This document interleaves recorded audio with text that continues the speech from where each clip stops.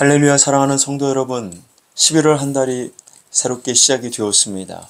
이번 한 달도 여러분과 여러분의 가정 위에 하나님의 크신 은혜와 축복이 넘치기를 주의 이름으로 축원합니다. 오늘 새벽에 하나님께서 저와 여러분에게 주시는 말씀은 오바댜서 1장 1절에서 9절에 있는 말씀입니다. 오바댜서는 에돔의 멸망을 예언한 책입니다. 바벨론이 남왕국 유다를 침략할 때 에돔이 바벨론과 연합하여 남왕국 유다를 정복하고 약탈하는 일에 앞장섰습니다. 이러한 에돔은 하나님의 심판으로 멸망을 당할 것이며 남아있는 유다 백성들, 하나님의 백성들은 하나님께서 다시 회복시킬 것임을 예언해 놓고 있습니다. 에돔은 에서의 후손이죠. 에서는 야곱과 같은 쌍둥이 형제였고 에서가 장자였고 야곱이 차자로 태어났습니다. 이 둘 사이의 갈등은 출생 이전부터 예고가 되었습니다. 리브가가 잉태했을 때 두 민족이 태중에 있고 한 백성이 다른 백성보다 강하며 형이 동생을 섬길 것이라고 말씀하셨습니다. 자, 이것이 에서가 팥죽 한 그릇에 장자권을 팔면서 성취가 됩니다.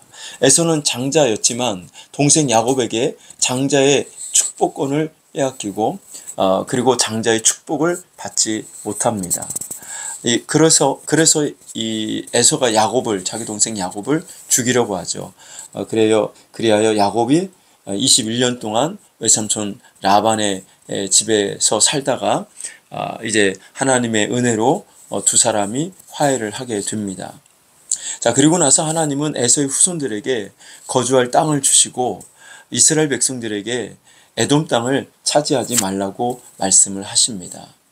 자, 그러나 이러한 에돔에 대한 하나님의 배려가 출애굽한 이스라엘 백성들이 에돔 지역을 지나가게 해달라고 요청했을 때에 그때 끝이 나게 됩니다. 에돔이 이스라엘의 요청을 거절합니다. 길을 열어주지 않았습니다.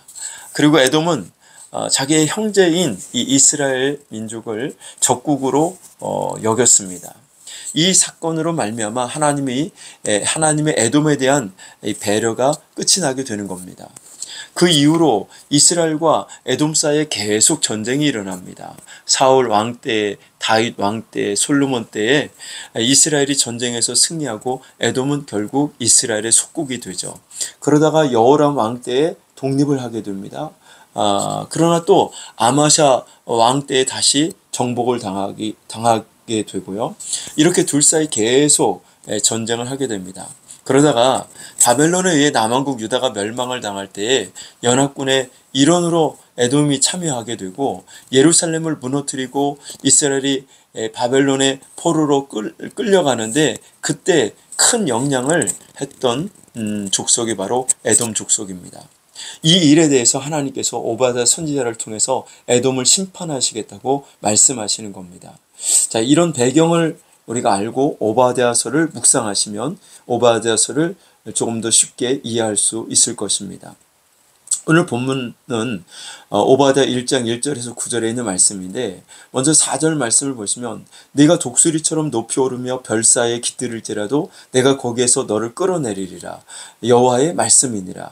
자, 하나님께서 에돔을 독수리처럼 높이 오르고 별 사이에 깃들일지라도 끌어내리시겠다는 이런 저주의 말씀을 하십니다. 에돔의 멸망의 가장 큰 원인은 바로 교만이었습니다. 오바댜 1장 3절에 보면 너의 마음의 교만이 너를 속였도다. 바위 틈에 거주하며 높은 곳에 사는 자여 내가 마음에 이르기를 누가 능히 나를 땅에 끌어내리겠느냐 하니 너의 마음의 교만이 너를 속였도다라고 말씀합니다. 자, 에돔 족속은 해발 1500m가 넘는 세일산에 요새를 두었습니다. 바위 틈 사이에 살며 아주 높은 곳에 거주했습니다. 천혜의 자연 요새였습니다.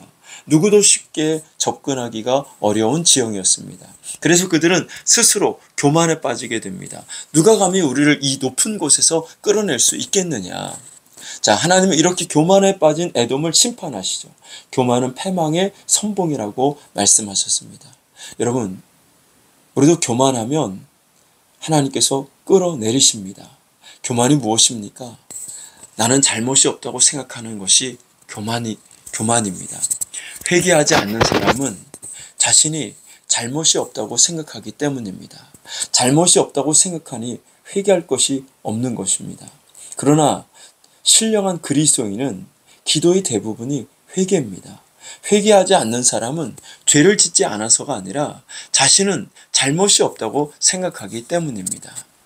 자기가 죄가 없다고 생각하고 잘못한 것이 없다고 생각하는 것, 이것이 교만 중에 교만입니다. 하나님은 이런 사람들을 끌어내리십니다. 두 번째로 교만은 하나님의 도움 없이도 살 수 있다고 생각하는 사람입니다. 우리가 이렇게 높은 데 거주하는데, 이렇게 견고한 성에 거주하는데, 누가 감히 우리를 무너뜨릴 수 있겠고, 누가 감히 우리를 이곳에서 끌어내릴 수 있단 말인가?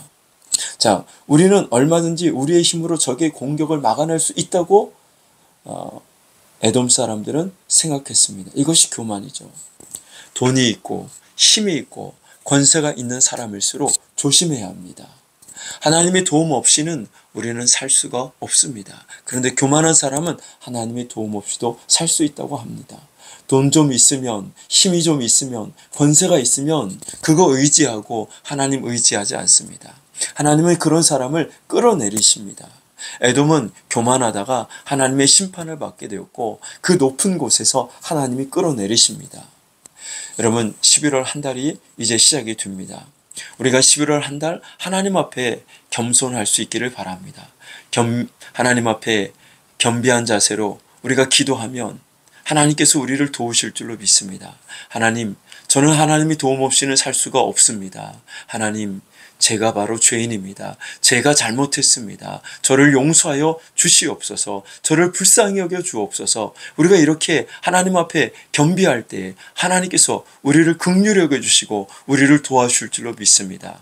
어떤 선교사가 꿈에 주님의 재림에 오셨는데 그 재림에 오신 주님을 보게 되었는데 그 주님의 얼굴이 싸늘하더라는 겁니다.